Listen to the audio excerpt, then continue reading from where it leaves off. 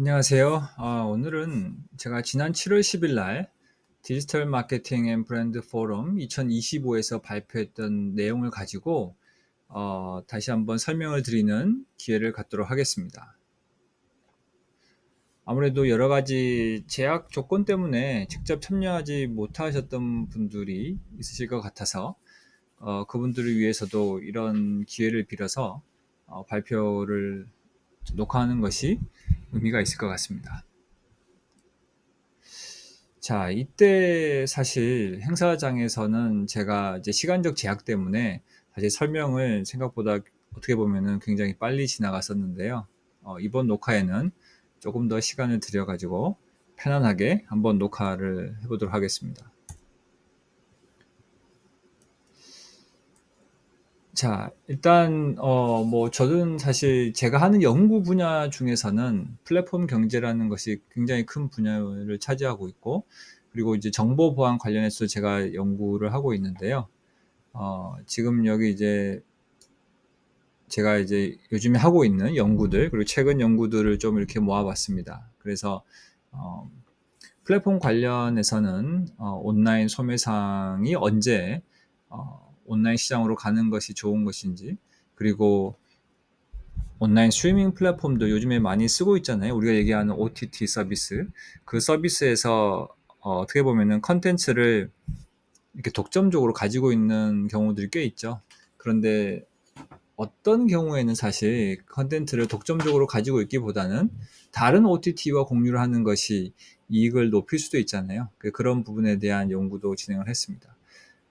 그리고 이제 정보 보안 관련해서는 제가 이제 최근에 했던 연구로는 크립토 커런시, 그러니까 가상화폐가 사이버 시큐리티에 미치는 영향을 했었는데요. 이 연구에서는 사실 가상화폐가 등장함으로 인해서 여러 가지 랜섬웨어들이 굉장히 활성화되었잖아요. 그런데 꼭 이렇게 랜섬웨어가 활성화되는 어떻게 보면은 큰 역할을 했던 나쁜 역할을 했던 가상화폐가 어떻게 보면 보안 환경에 있어서는 때로는 소비자의 어떻게 보면은 웰페어를 어떻게 보면 효용을 증가시킬 수도 있다. 이런 약간 반전이 있는 연구를 하였습니다. 이 가상화폐로 인해서 랜섬웨어가 굉장히 이제 활발하게 되었는데요. 이제 랜섬웨어가 가지고 있는 한 가지 재밌는 점은 무엇이냐면 이 랜섬웨어에서 어택을 받았을 경우에 그 어택을 받은 회사 입장에서는 어떻게 보면은 예전에는 뭔가 이렇게 어택을 받으면 그것을 수습하기 위해서 뭔가 노력을 많이 했었어야 됐잖아요. 뭐 회사의 시스템 크기에 비례해서 굉장히 큰 비용이 들 수도 있었을 텐데 이 랜섬웨어의 특징은 돈을 일단 지불하면 그 시스템을 쓸 수 있게 되는 것이잖아요. 그래서 한편으로는 평소에 IT 관련된 특히 시큐리티 관련된 매니지먼트를 조금 잘못했다고 할지라도 돈을 지불함으로써 뭔가 그 문제를 해결할 수 있기 때문에 소비자에게는 어떻게 보면 하나의 옵션이 더 생긴 것이죠. 그래서 때로는 이런 이제 가상화폐의 등장이 사실은 사이버 보안상에 있어서는 전체 소비자의 효용을 때로는 높일 수도 있다라는 그런 이제 가능성에 대해서 얘기를 했습니다.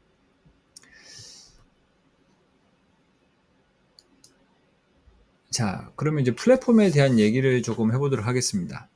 플랫폼은 사실 우리의 일상생활에서 굉장히 큰 부분을 차지하고 있죠.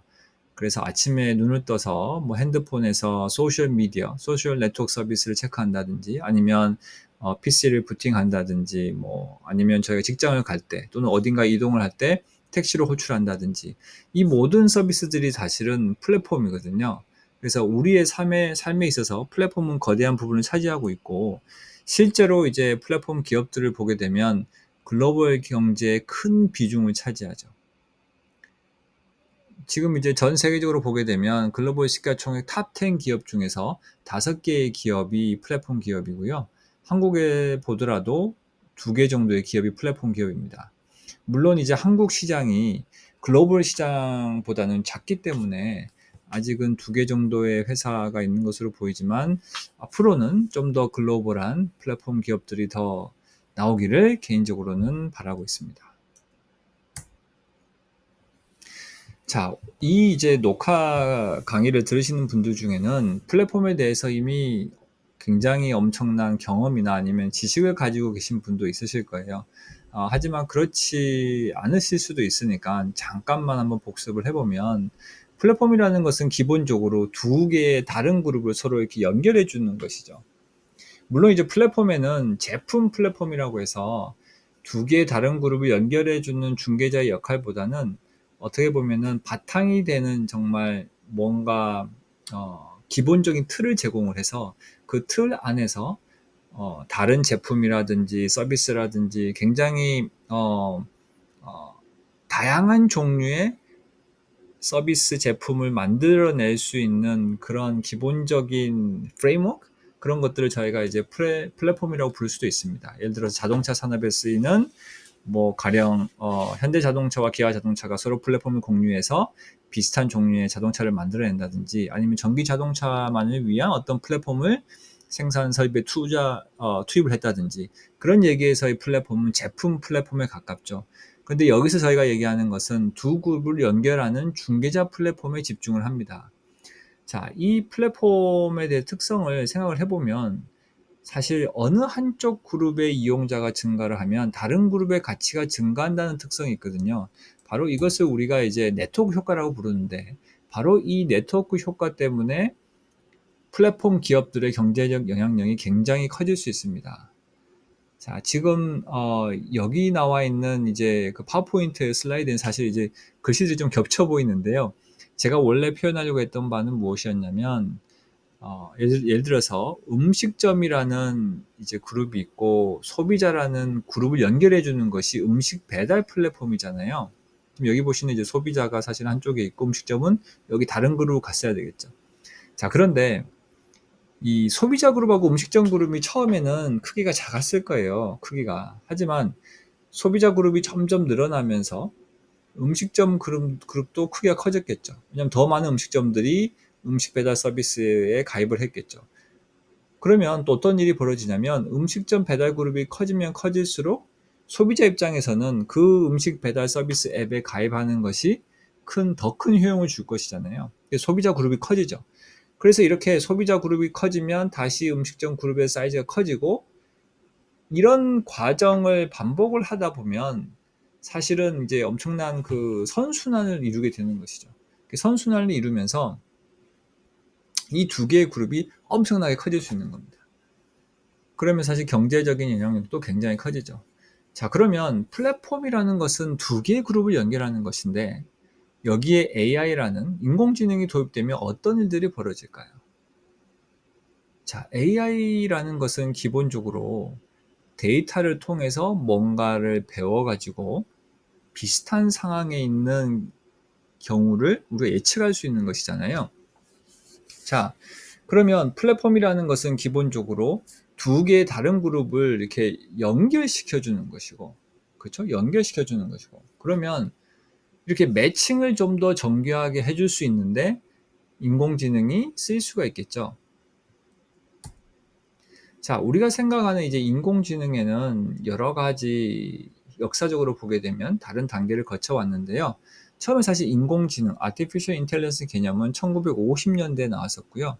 그 다음에 이제 머신러닝이라고 해서 1980년대부터는 이제 과거의 데이터를 이용해서 뭔가를 배워서 새로운 데이터셋에 응용할 수 있는 머신러닝이 개발이 되었고 쓰기 시작했죠.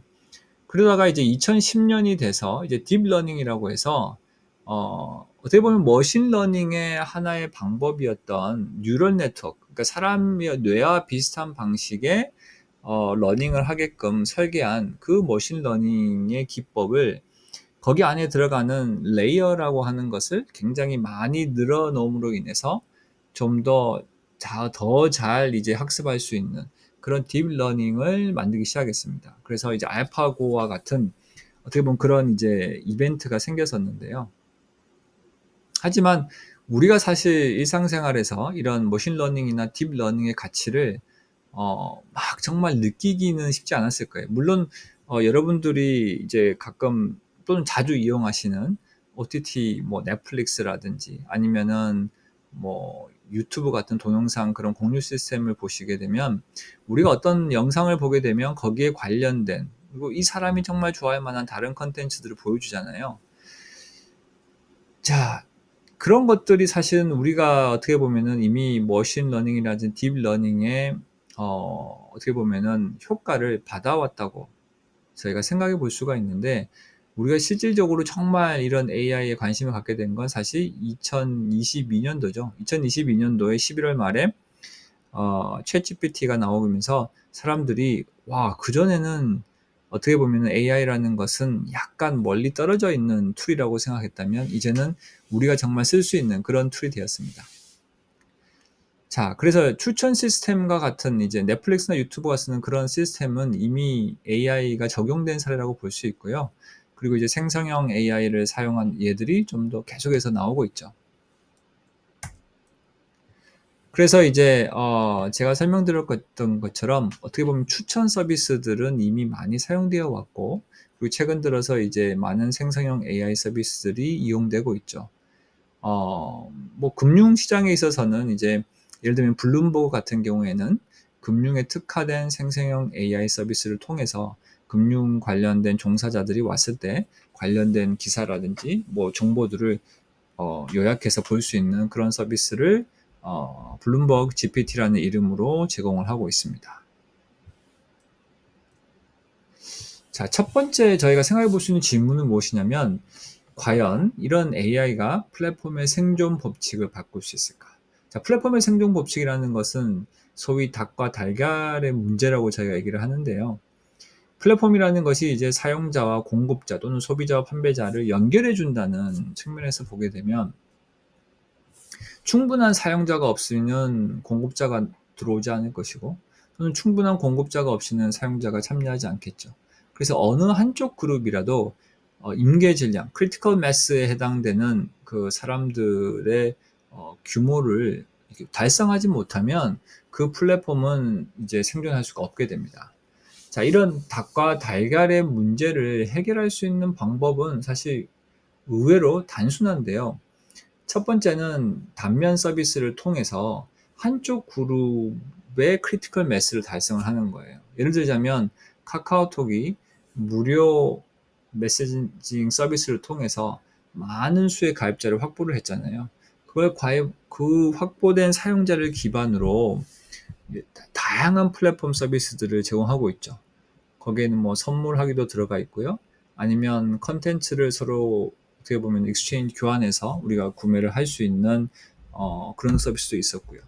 그 외에 뭐 카카오 택시부터 시작해서 엄청나게 다양한 플랫폼 서비스를 제공해 왔습니다.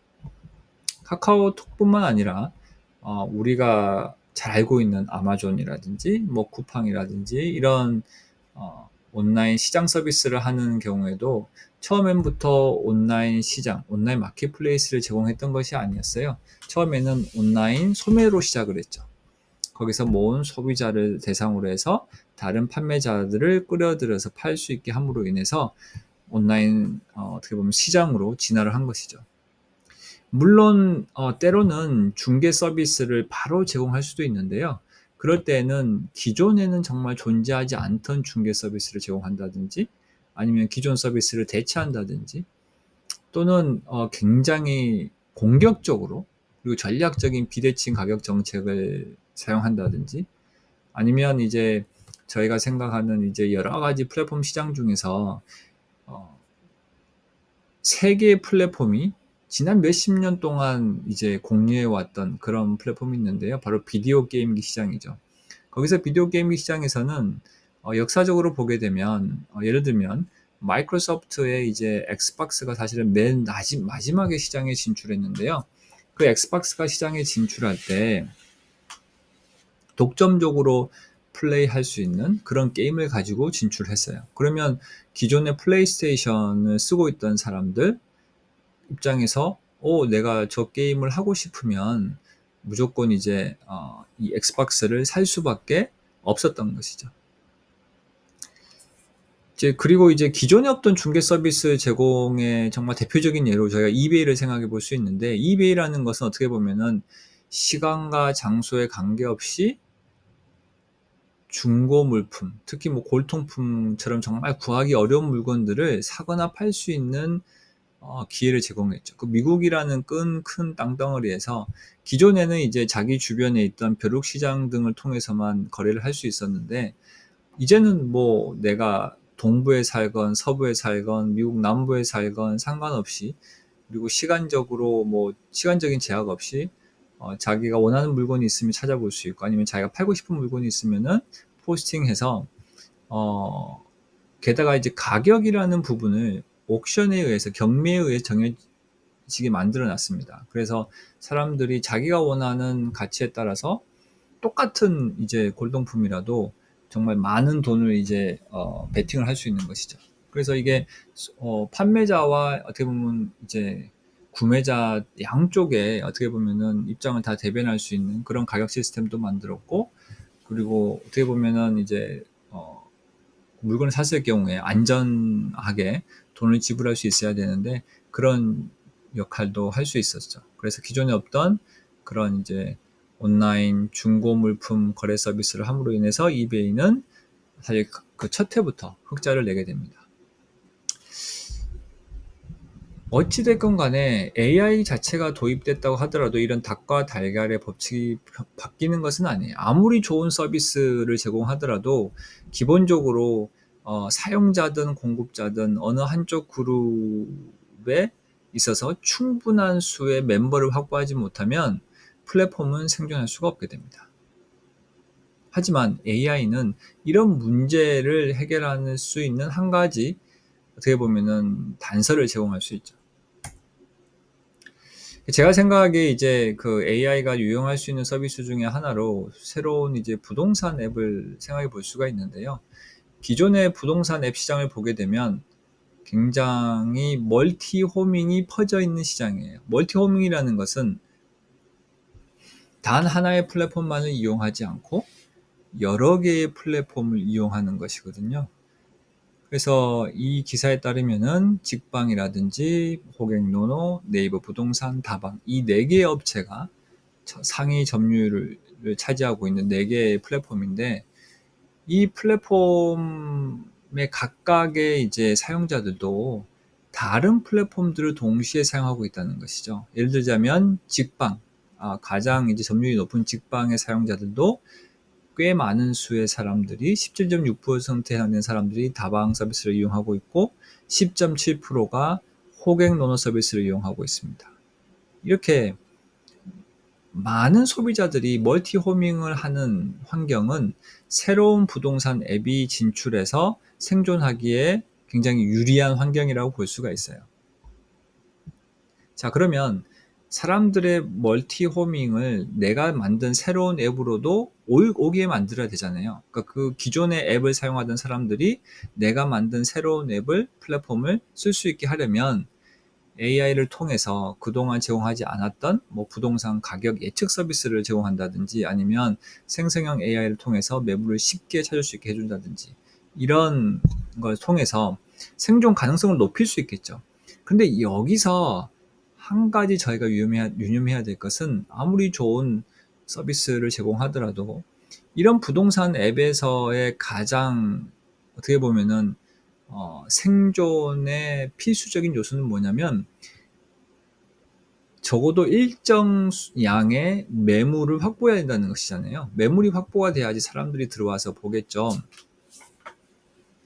자, 이 중에서 부동산 가격 예측 서비스는 사실 부동산 매물이 없어도 할 수 있을 것 같아요. 왜냐면 기존의 아파트라든지 뭐 아니면 주택이라든지 그런 물건들에 대한 리스트는 우리가 이제 가져올 수 있으니까, 그 각각의 가격에 대한 예측 서비스를 제공을 하면 뭔가 자기 자신들이 뭐 팔고자 하는 매물이 있을 때, 또는 사고자 하는 매물이 있을 때, 적정 가격이 얼마지? 아니면 이 매물은 뭐 향후 어떤 뭐 상승할 가능성이 얼마나 될까? 이런 부분에 대해서 관심 있는 사람들은 와서 볼 수도 있겠죠. 근데 예를 들면 생성형 AI를 통해서 매물을 쉽게 찾아줄 수 있는 그런 서비스를 생각을 해보시면, 아무리 좋은 생성형 AI 서비스를 접목을 해놓더라도 기본적인 매물이 확보가 되지 않으면 사람들이 들어오지 않겠죠, 소비자가. 그래서 앞에 제가 얘기 드린 것처럼 닭과 달걀의 법칙이라는 거, 그 문제를 해결하지 않으면 아무리 좋은 AI 서비스가 들어온다고 할지라도 그 플랫폼은 생존하기가 어려울 수도 있습니다.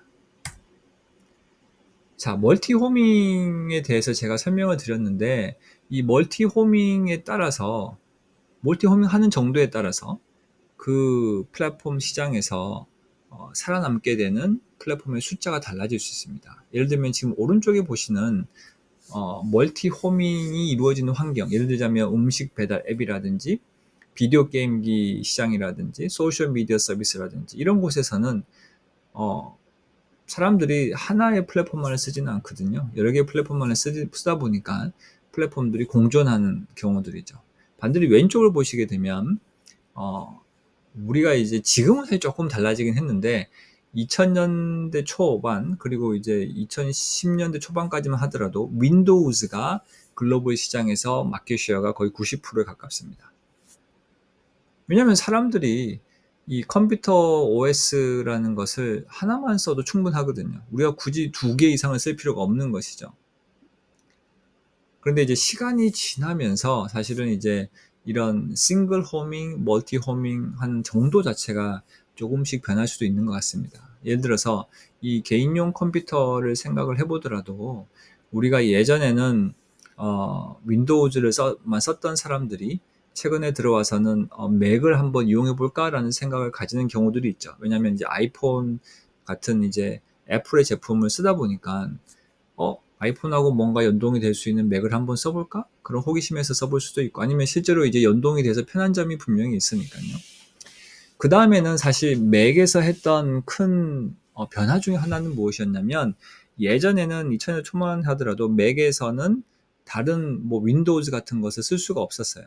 그런데 아마 2006년인가요? 그때쯤 돼서 맥에서 부트캠프라는 걸 통해 가지고 쓸 수 있게 해줬죠. 그래서 맥 사용자들 또는 윈도우 사용자들도 맥이라는 하나의 어떻게 보면은 컴퓨터를 산 다음에 그 위에다가 맥 OS와 윈도우즈를 동시에 쓸 수 있는 환경이 된 것이에요. 어떻게 보면은 맥이 멀티 호밍을 유도했다고 볼 수도 있죠. 그래서 지금 현재 맥의 시장 점유율은 글로벌하게도 굉장히 많이 올라와 있습니다. 생각보다. 자, 어찌됐건 간에 멀티 호밍이라는 것, 다시 여기서 다수의 플랫폼을 동시에 사용하는 유저들이 많이 늘어나면 늘어날수록 그 시장에는 다수의 플랫폼이 공존할 수 있다.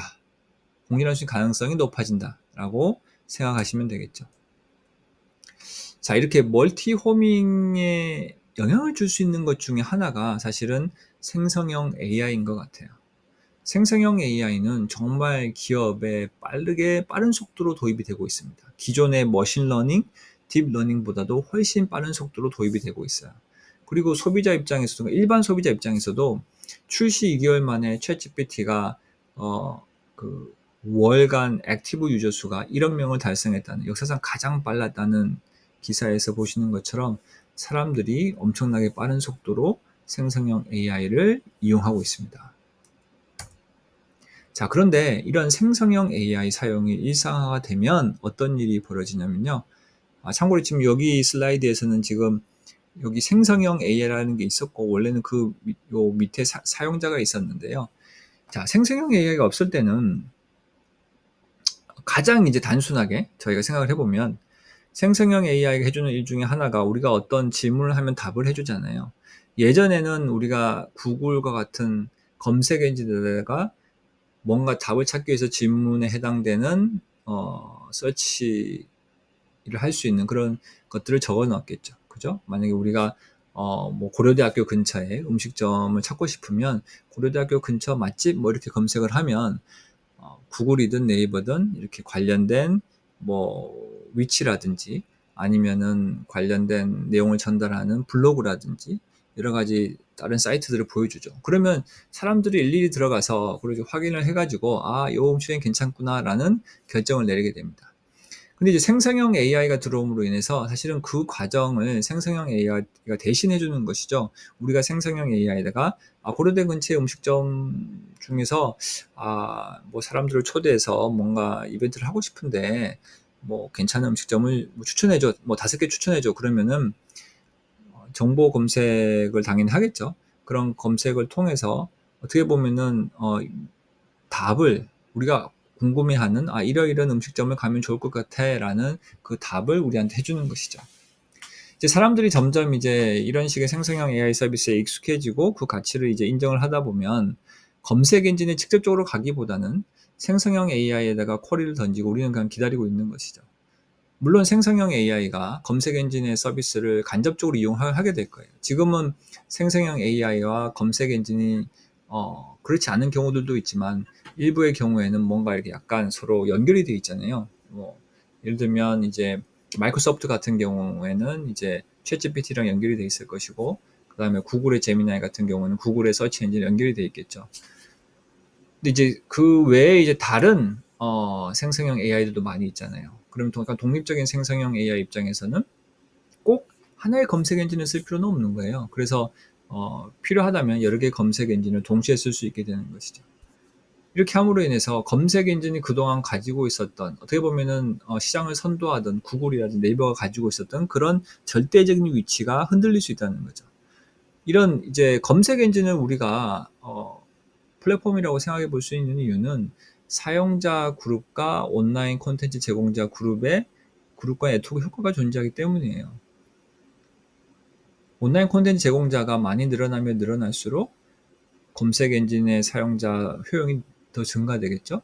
반대로 내가 온라인 콘텐츠 제공자라면 어떤 검색 엔진을 통해서 들어오는 사용자가 많으면 늘어날수록 내가 그 검색 엔진에 잘 검색이 되게끔 뭔가 노력을 하고 내가 또 콘텐츠를 더 많이 올리려고 하겠죠.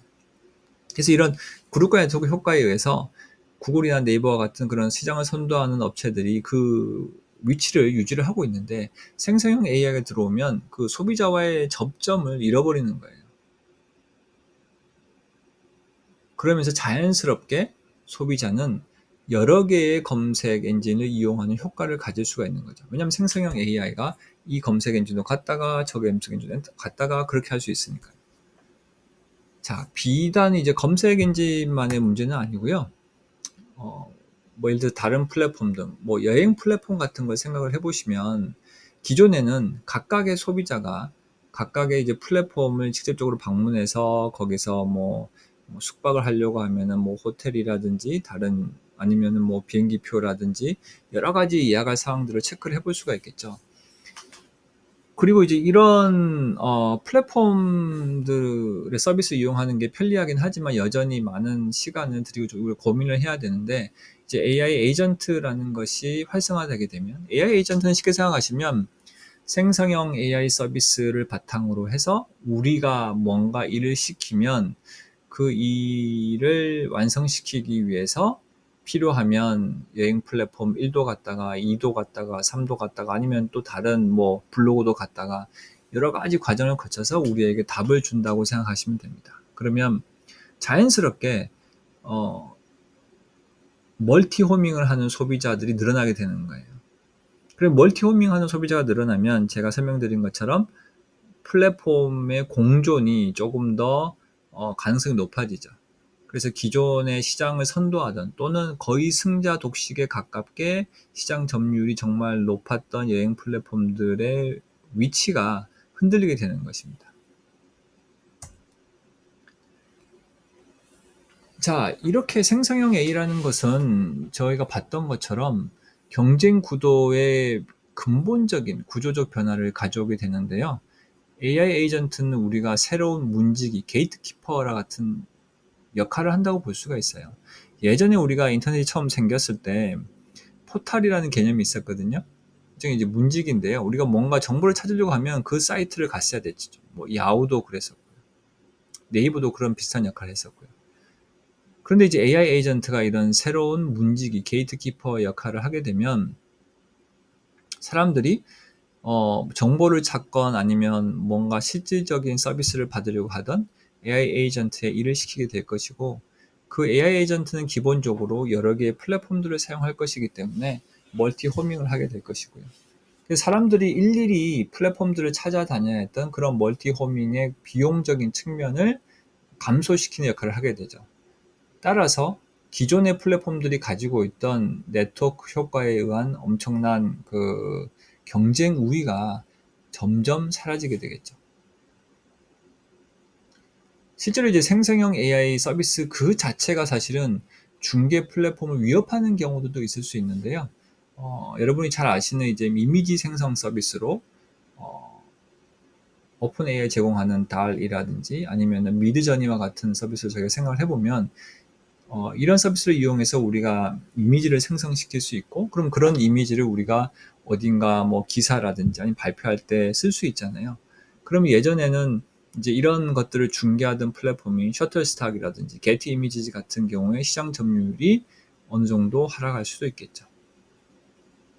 물론 지금 매출을 봤을 때는 2023년도 같은 경우에는 뭐 1.1% 하락이니까 사실 뭐 그렇게 큰 영향은 아닌 것 같지만, 시간이 점점 지나서 우리가 왜 가끔씩 지금도 웹상에 있는 그런 그 광고를 보게 되면 이 이미지 자체가 생성형 AI가 그린 이미지들이 보일 때가 있잖아요. 그래서 그런 것들을 쓴다는 얘기는 컨텐츠 중개 플랫폼을 이용할 이유가 어떻게 보면은 조금씩 없어지는 것이 아닌가라는 생각을 할 수가 있습니다. 그래서 이렇게 생성형 AI라는 것은 기존 플랫폼의 네트워크 효과 기반의 바탕을 둔 우위를 약화시키게 되는 것이죠. 자, 지금까지 한 얘기는 사실 어떻게 보면은 기존의 시장을 주도하고 있던 플랫폼한테 AI가 그렇게 좋지 않은 것처럼 얘기를 했지만, 사실은 단기적으로 보면 AI는 시장을 선도하는 플랫폼들이 사용했을 경우에는 기존의 그 후발주자들 아니면은 소규모 플랫폼과의 격차를 더 벌릴 수 있는 가능성도 꽤 있습니다. 이제 하나 예를 보시게 되면 2025년 AI 관련 투자 계획을 이제 큰 빅테크 기업으로 보시게 되면 아마존, 마이크로소프트, 뭐 구글, 메타를 보시게 되면 금액대가 기본적으로 엄청나게 크죠. 100조 원을 넘는 경우도 많고요. 우리나라에서 이제 100조 원 얘기를 저희가 AI 투자한다라고 얘기를 정부 측에서 하는 것 같은데, 사실은 하나의 기업에서 그 이상을 상회하는 투자액을 생각하고 있다는 얘기는, 예를 들자면 구글이 하는 것 중에서 유튜브 서비스가 있고, 그 유튜브 서비스에 이미 추천 서비스에 해당하는 AI 서비스가 들어가 있잖아요. 그렇다는 얘기는 뭐냐면 기존의 동영상 공유 서비스, 다른 이제 동영상 공유 서비스 플랫폼들이 유튜브와 이제 경쟁하기가 점점 더 어려워지고, 뭐 새로운 플랫폼이 나올 가능성도 쉽지 않겠죠. 물론 그 새로운 플랫폼이 AI를 이용해서 기존의 유튜브가 할 수 없었던, 가령 뭐 예를 들자면 유튜브에 올라와 있는 그런 수많은 동영상들 중에서 각각의 동영상에서 정말 괜찮은 내용만을 이렇게 끄집어내 가지고 뭔가 독자적인 어떻게 보면 콘텐츠를 만들어서 사람들한테 정말 딱 필요한, 정말 커스터마이즈된 콘텐츠를 제공할 수 있다. 예를 들자면 그러면 사람들이 그 AI 서비스를 이용할 수도 있겠죠. 물론 그런 서비스가 되려면 당연히 이제 유튜브 측에서 그런 걸 이제 오픈 시켜놔야 되겠지만, 그렇지 않는 한 사실은 선도하고 있는 플랫폼이 인공지능 기술을 선제적으로 도입을 하게 되면 플랫폼 간의 격차는 적어도 단기적으로는 더욱 확대될 가능성이 높습니다. 그래서 요약을 하자면 AI 시대의 플랫폼 비즈니스는 생존이나 경쟁의 법칙 자체가 바뀌지는 않지만, AI는 새로운 가치를 제공함으로 인해서 멀티 호밍을 유도할 수 있게 되고, 그럼으로써 기존의 플랫폼이 가지고 있었던 네트워크 효과에 의한 우위가 좀 약해질 수 있다. 어떻게 보면 소규모 플랫폼이라든지 새롭게 등장하는 플랫폼한테는 좋은 소식이죠. 하지만 반대로 AI가 기존 플랫폼에서 빨리 선제적으로 도입을 해서 서로 매칭을 잘 할 수 있게끔 좀 더 정교한 알고리즘을 만든다든지, 그런 서비스를 통해서 좀 더 어떻게 보면은 새로운 플랫폼이 등장하기 어려운 그런 상황을 만들 수도 있다. 왜냐하면 AI 도입에는 엄청난 자본이 필요한데, 아무래도 그렇게 이미 시장을 선도하는 플랫폼에는 그런 자본 그리고 인력이 있을 수 있기 때문에 AI에 있어서도 부익부 빈익빈 현상이 발생할 수 있다고 보여집니다. 그래서 이제 그 플랫폼이 선도 플랫폼이냐 후발 플랫폼이냐에 따라서 이런 AI에 대해서 어느 정도의 친화적인 구조를 가지고 설계를 해야 되느냐 문제가 달라질 것 같아요. 선도 플랫폼은 사실 AI 에이전트가 도입된다면 그렇게 우호적인 구조를 설계할 필요가 없죠. 왜냐하면 우호적인 구조를 설계한다는 얘기는 어떻게 보면 자기 자신의 위상이 낮아질 수 있다는 거기 때문에 아무래도 비우호적으로 구조를 설계할 것 같고요. 반대로 후발 플랫폼은 AI 에이전트의 선택이 돼야 되기 때문에 AI 에이전트에 맞는 요즘에 얘기하는 그 Generative Engine Optimization, GEO 같은 기법을 써서 친화적인 플랫폼을 만들려고 하겠죠. 그리고 이제 후발 플랫폼 입장에서는 AI 도입이 상대적으로 느린 그런 플랫폼 시장을 공략하는 것이 좋을 것이고, 만약에 이제 플랫폼 자체로서 닭과 달걀의 문제를 해결하기 힘들다라는 생각이 들면 아예 플랫폼을 포기하고 AI 에이전트를 개발하는 쪽으로 방향을 바꿀 수도 있겠죠. 선도 플랫폼의 입장에서는 어, 시장 상황을 보다가 AI 에이전트를 직접 개발할 수도 있겠지만 잘 성장 중인 AI 에이전트가 있다면 그 AI 에이전트를 인수해서 뭔가 vertically integration 된 AI 에이전트와 자기 자신의 플랫폼 연결될 수 있는 그런 구조를 가져가려고도 할 것 같습니다.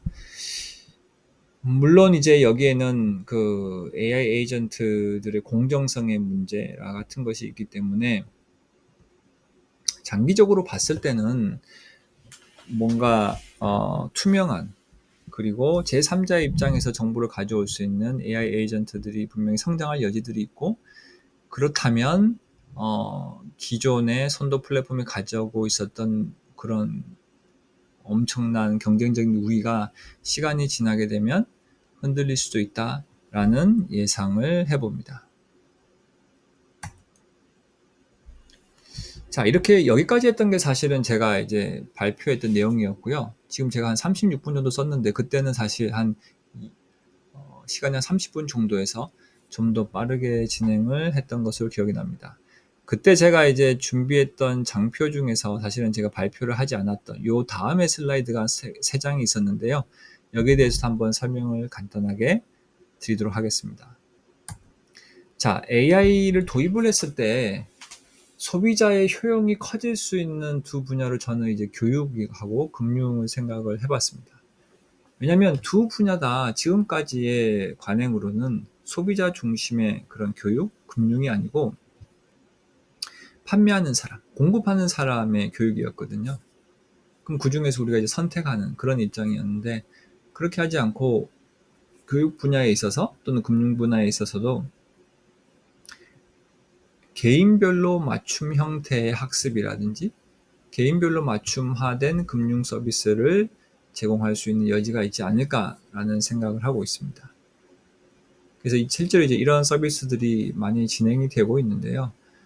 예를 들자면 이제 칸 어카데미에서 만든 카미고라는 AI 튜터가 미국 시장에서 서비스가 돼 있다고 하는데 이 튜터를 통해서 학생들이 자기 수준에 맞는 학습 머티리얼을 이제 공부를 하게 되고 그걸 통해서 어떻게 보면은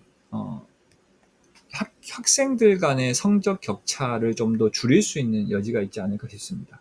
우리나라에 특히 이제 수학 교육에 대한 그 학부모들의 관심이 굉장히 높고 그리고 이제 그 높은 반면에 또 수학 공부가 어려운 학생들이 굉장히 많잖아요. 하지만 이제 이렇게 보면 지능형 튜터링 시스템을 통해서 각자의 수준에 맞는 공부를 할 수 있다면 정말 좋지 않을까라는 생각을 하고 있습니다. 그래서 이 디지털 교과서라는 굉장히 이제 이슈가 많고 논란이 많았던 것 같은데요. 사실은 디지털 교과서에서 저는 AI 서비스가 도입이 돼서 어떻게 보면은 학생의 수준에 맞는 공부를 할 수 있으면 좋다고 생각을 합니다.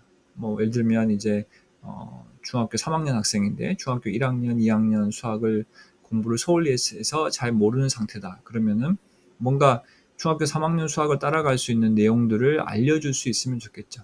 이제 그런 내용, 그런 것들을 할 수 있는 것이 AI가 할 수 있는 분야 중에 하나인 것 같고요.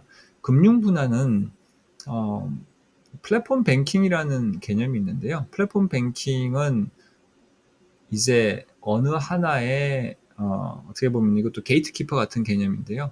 어느 하나의 앱을 통해서 우리가 금융 서비스뿐만 아니라 관련된 비금융 서비스도 모두 이용할 수 있게 되는 것이 플랫폼 뱅킹의 개념입니다. 그 플랫폼 뱅킹에 우리나라는 사실 이제 그 금융과 일반 산업 간에 뭐 분리가 돼야 돼서 이게 직접적으로 법률적인 제재 때문에 지금 당장은 어려운 면이 있겠지만 궁극적으로는 플랫폼 뱅킹을 통해서 소비자가 원하는, 그러니까 소비자가 뭔가 일을 하려고 할 때 거기에 필요한 금융 서비스, 비금융 서비스를 다 할 수 있으면 정말 좋을 것 같습니다.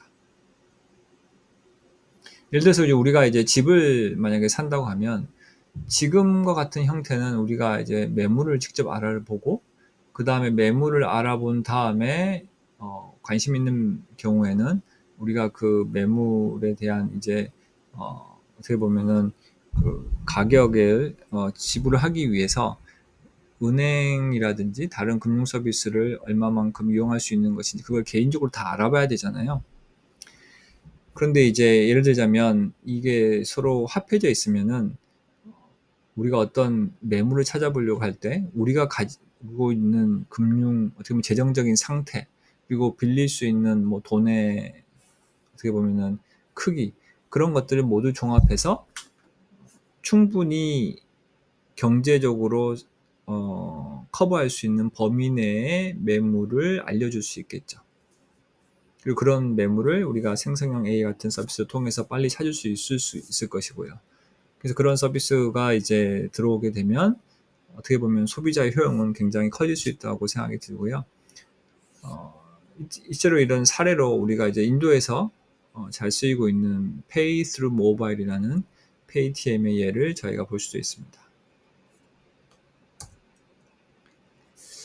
자, 개인적으로 사실 그 플랫폼은 진화라는 생각을 저는 많이 가지고 있어요. 왜냐하면 플랫폼이라는 것은 단기간에 뭔가 이렇게 이루어지기보다는 꽤 오랜 시간을 거쳐서 어느 한 그룹의 멤버를 확보를 한다든지 아니면 그 다음에 또 다른 서비스를 이용해서 다른 그룹을 끌어들인다든지 이런 이제 과정을 거쳐서 마치 우리가 이제 진화 어떻게 보면은 이제 이볼루션을 생각을 해볼 수 있는데 AI가 도입이 되면 충분히 이런 플랫폼의 진화도 플랫폼 진화에 도움을 줄 수 있다라는 것을 저희가 생각해 볼 수 있죠.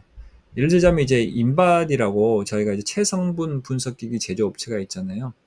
저희가 뭐 병원에 가서 만약 건강검진을 한다고 하면 맨 처음에 하는 것 중에 하나가 바로 인바디죠. 그래서 뭐 손잡이를 잡고 이렇게 있으면은 체성분을 분석을 해주잖아요.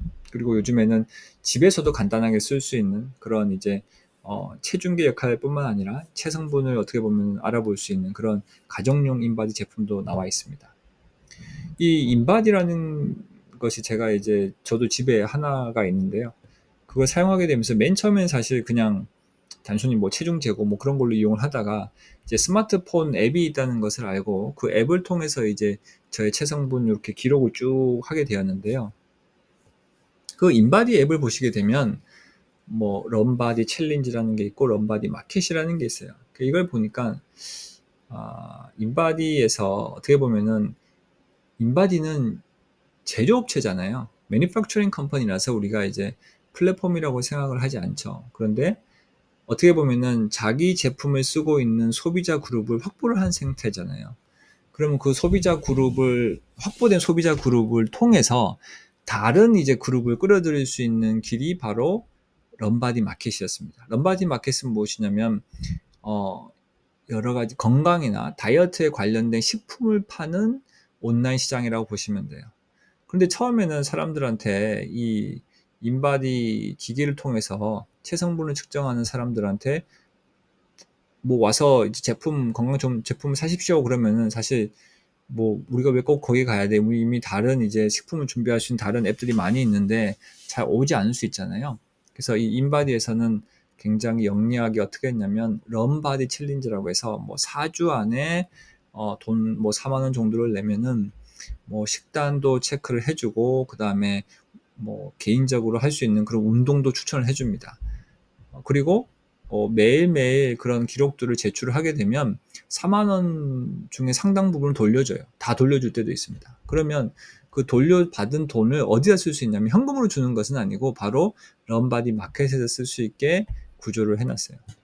그러면 내가 이제 어떤 다이어트라든지 자기 어떤 건강 증진에 관심 있는 소비자들은 4만 원이면 뭐 내가 한번 해보자라고, 그리고 어차피 내가 꾸준히 그 식단 같은 걸 기록해서 올리면 돌려받을 수 있고 그 돌려받은 돈으로 제품도 살 수 있으니까 충분히 해볼 만하다고 느낄 수 있죠. 그래서 많은 사람들이 이제 런바디 챌린지를 통해서 자기 건강도 증진시킬 수 있고, 그리고 이제 거기서 나중에 돌려받은 돈을 런바디 마켓에서 씀으로 인해서 건강이나 다이어트 식품 판매자 그룹을 끌어들일 수 있겠죠. 보시는 거죠. 궁극적으로 나아가서는 어떻게 보면은 이제 그 사실 인바디 그 앱은 사실 꼭 그 인바디 기계를 가지고 있지 않는 사람들도 사실 쓸 수 있거든요. 그러면은 나중에 진짜 건강 및 다이어트 식품 판매자들이 정말 많이 들어온다면은 인바디를 소유하고 있지 않는 사람들도 들어와서 그 제품을 사기 위해서 들어올 수도 있겠죠. 근데 이제 그런 방향도 이제 한 가지 방법이고, 아니면은 그 인바디 개인 사용자들이 거기서 이제 자기 체성분을 쭉 측정을 해서 올릴 거잖아요. 그리고 특히 이제 뭐 런바디 챌린지를 하는 사람들은 어떤 식단을 통해서 음식을 섭취하고 있는 건지 올릴 것이고, 그러면 그런 쌓인 데이터를 가지고 어떻게 보면은 그 사람한테 맞는 건강 검진이라든지 아니면 스포츠 센터에서 할 수 있는 서비스 제품들이 있을 것 같아요. 그래서 그 병원이나 스포츠 센터를 다른 하나의 그룹으로 보면 그런 그룹도 들어와서 이 개인 인바디 제품을 가지고 있는 소비자 그룹과 연결시켜 줄 수 있지 않을까라는 생각을 하고 있습니다. 이때 바로 AI 기술을 통해서 각각의 사람에 맞는 서비스들, 뭐 건강검진 아니면 스포츠 프로그램들을 연결시켜 주면 좋지 않을까라는 예상을 해봅니다. 자, 이렇게 플랫폼이라는 것은 어떻게 보면은 지속적인 성장을 할 수 있는 프레임워크다라는 생각이 들어요. 우리가 보통 이제 비즈니스 익스펜션, 확장이라는 걸 생각을 해보면 기존의 사용자 그룹이 있고 그 기존의 사용자 그룹 안에서 이미 서비스하고 있는 영역 내에서 확장을 하는 경우들이 있을 거예요. 예를 들자면 아마존이 처음에 책을 팔다가 그 다음엔 뭐 전자제품도 팔고 옷도 팔고 뭔가 품목을 확장하는 것, 그런 걸 이제 우리가 수평 확장이라고 생각해 볼 수 있죠. 또 아니면 이제 그냥 단순한 시장 확대라고 해서 이베이가 같은 경우에는 미국에서 성공했잖아요. 그래서 그 모델을 다른 나라로 옮겨서 그대로 시장을 쭉 해왔죠. 아시아 시장에도 진출했었고. 그래서 기존 사용자 그룹을 가지고 기존 비즈니스 영역에서 계속해서 확장을 할 수도 있고요. 그 다음에 기존 사용자 그룹한테 새로운 비즈니스 영역에 해당되는 서비스로 뭔가 확장되는 경우도 볼 수가 있습니다. 그래서 아마존이나 알리바바가 이제 물류 서비스를 진출해서 물류센터도 짓고 굉장히 다양한 서비스들을 판매업자들한테 하고 있죠.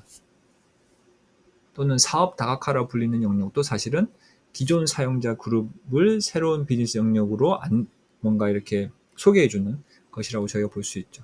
사실 여기서 보시게 되는 이제 왼쪽에 있는 것들은 우리가 현재 플랫폼으로 지나다가 전환이 이미 된 상태에서도 할 수 있고, 아니면 플랫폼으로 전환을 이루기 전에 기존 사용자 그룹의 크기를 확대하기 위해서 우리가 쓸 수 있는 전략이기도 합니다.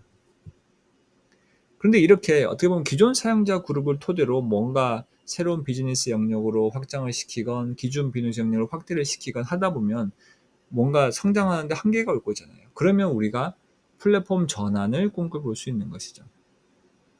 플랫폼 전환이라는 것은 어려운 것이 아니라 기존 사용자 그룹이 원하는 서비스들이 있을 것이잖아요. 이미 기존 비즈니스 영역에서부터 출발할 수도 있고 아니면 새로운 비즈니스 영역으로 출발해서 할 수도 있고요. 예를 들자면 아마존, 쿠팡 모두 온라인 소매를 하다가 온라인 시장으로 플랫폼 전환을 이루었는데 기본적으로 하는 서비스는 같은 거예요. 그러니까 제품을 파는 거잖아요. 그런데 나 말고도 제품을 팔 수 있는 역할을 할 수 있는 제3자를 끌어들인 것이 바로 온라인 시장이거든요. 이렇게 함으로써 플랫폼 전환을 이루게 되고 더 큰 매출을 확보할 수 있는 것이죠. 실제로 아마존에서 지금 현재 거래되고 있는 것 중에서 아마 50% 가까워 아니면 더 많은 부분이 제3자를 통해서 이루어지는 판매일 것입니다. 쿠팡도 한 40 몇 프로에 해당되는 43% 정도 해당되는 매출이 바로 제3자를 통해서 이루어진다고 알려져 있습니다. 아니면 이제 아멕스처럼 아예 그냥 기존에 자기네들이 하던 서비스랑은 전혀 상관없는 신용카드 플랫폼으로 진출할 수도 있어요. 아멕스는 원래 1850년대에 어떻게 보면은 물품이라든지 뭐 문서라든지 돈이라든지 이렇게 중요한 것들을 빨리 배송해주는 그런 익스프레스 서비스에서 시작을 했어요. 그러니까 신용카드랑은 전혀 관계가 없었죠. 근데 그 과정에서 아무래도 이제 금융기관들, 뭐 은행에서 당연히 중요한 서류를 보내거나 했어야 될 거잖아요. 그래서 이런 금융기관들도 확보를 하게 됐고, 그 커스터머로서. 그리고 뭐 부자들이라든지 아니면은 기업이라든지 아니면 일반 개인들, 뭔가 물건을 보내야 되는 그런 그룹들도 확보를 했겠죠. 그러면서 나중에는 궁극적으로 신용카드 플랫폼이라는 것은 어떻게 보면은 그 신용카드를 쓸 수 있는 소비자 그룹, 그리고 신용카드를 받아주는 상점들이 확보가 돼야 되는데 이미 소비자는 많이 확보가 된 상태였고, 그리고 이제 이 신용카드를 받아주는 어떻게 보면은 이제 뭐 상점이라든지 공급자 그룹을 확보하면 되는 것이었는데, 이렇게 새로운 사용자 그룹을 끌어들이면서 아멕스는 신용카드 플랫폼 시장에 진출을 하게 됩니다. 물론 이때 사실은 굉장히 운이 좋게도 그 호텔 업계에서 이미 자기네들이 가지고 있었던 그런 신용카드가 있었는데, 그 신용카드 서비스를 아멕스한테 이제 인수해 달라고 요청을 하면서 아멕스는 신용카드 플랫폼에 좀 더 어떻게 보면 쉽게 진출을 하게 되었어요. 하지만 어쨌건 아멕스라는 이 회사만, 아메리칸 익스프레스를 생각을 해보시면 1850년에 익스프레스 서비스, 그러니까 뭐 어떻게 보면 물건이라든지 문서라든지 돈을 빨리 배송해주는 서비스에서 1950년대가 돼서 신용카드 플랫폼이라는 전혀 다른 비즈니스 영역으로 진출을 했거든요. 근데 100년이 더 지난 후에 이루어졌죠. 그래서 이런 어떻게 보면은 지금 나는 플랫폼 전환에 별 관심이 없으라고 할지라도 시간이 지나다 보면 기존 사용자 그룹에서 할 수 있는 확장은 어느 정도 한계에 이를 수가 있고, 그러면 우리가 새로운 사용자 그룹을 끌어들일 수 있는 그런 플랫폼 전환을 꾀할 때가 올 수 있다는 것입니다. 자, 이렇게 해서 제가 준비했던 내용은 모두 마쳤고요. 생각보다 굉장히 길어졌는데요. 지금 보시는 내용이 유익하셨기를 바라고, 또 다른 이제 점들이 궁금하시면 제가 이제 유튜브 채널에 올려놓은 것들도 좀 보시면 될 것 같습니다. 그리고 AI 시대의 플랫폼 비즈니스라는 제가 지난 3월 말에 출간했던 책에 보시게 되면 이런 내용들이 굉장히 상세하게, 그리고 되도록이면 알기 쉽게 뭔가 이야기를 통해서 여러분들께서 뭔가 이렇게 이해함과 동시에 뭔가 인사이트를 얻을 수 있게끔 잘 되어 있습니다. 그래서 한번 뭐 보시면은 좋을 것 같습니다. 자, 그러면은 구독과 좋아요 부탁드리고요. 이상 마치도록 하겠습니다. 감사합니다.